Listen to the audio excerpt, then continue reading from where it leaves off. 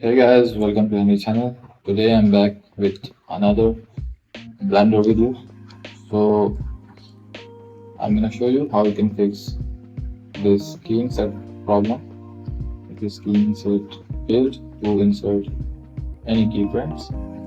This usually happens when you try to insert any keyframe in your camera or any other object. So this usually happens because of this keying set. You simply have to open keying and delete any type of set. And now let's try adding another keyframe. And there you can see our problem is fixed. So guys, this is how you can fix this problem. It's really simple. And there you can see now our camera is working all fine.